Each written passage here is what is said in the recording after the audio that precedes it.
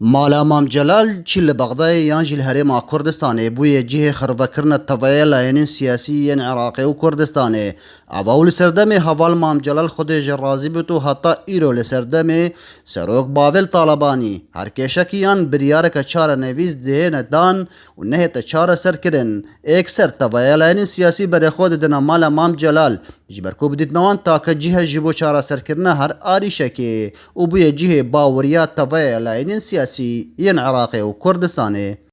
ئەو شتەی مام جەلال باسی دەکرد کە عێراقێک بەبێ پێکەوە ژیان بەبێ تەوافق بەبێ تەوازن بەڕێوە ناچێ دیارە هەوڵێک هەبوو لەلایەنی ترەوە کە هەوڵیان دەدا ئەو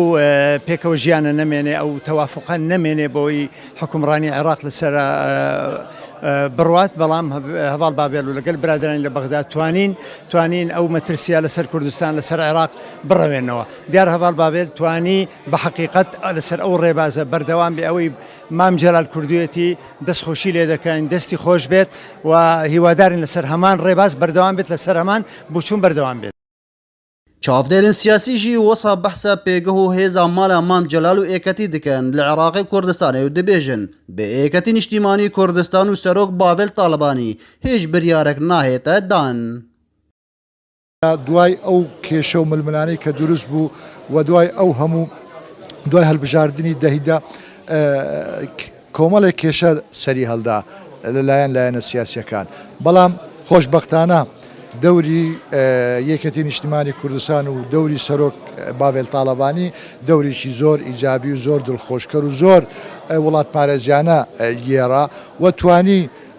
ئەو کێشانەی کە هەبوو لە عێراق تەشەنە نەکرێت زیاتر گەورە نەکرێت چونکە ئەگەر دەوری یەکەتی نیشتیمانی کوردستان و دەوری سەرۆک باڤێل تاالبانی نەبایە ئێستا کێشەکان زۆر گەورەتر ببوو. ئێستا لایەنەکانی شیعە و برادەرەکان دیکە لە مالی مام جەلال لەگەڵ کاک باڤێل لە کۆبوونەوەدا بە بەردەوام بۆ ئەوەی حکوومەتی نوێی عێراق تشکیل بکرێت و مافی کوردە و مافی یەکێتی نیشتیمانی کوردستانە کە سەرۆک کۆمار لە کاندیدی یەکێتی نیشتیمانی کوردستان بێتن و پێداگریش دەکەین لەسەر ئەوەی کە ئەو پۆستی یەکێتی نیشتیمانی کوردستانە.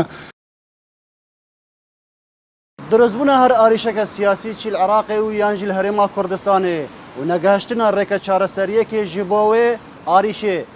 yekser tevaya layînên siyasî çi yên Iraqê û çi yên herêma Kurdistanê berêxwe didin mala Mam Celal ji ber ku bidîtnewan kilîla çareseriyê bitinê destê Serok Bavel Talebanî û yêketî niştîmanî Kurdistan daye. Ekrem Derviş, dezgehê Mîdyayê Badînan, Nahiya Başîkê.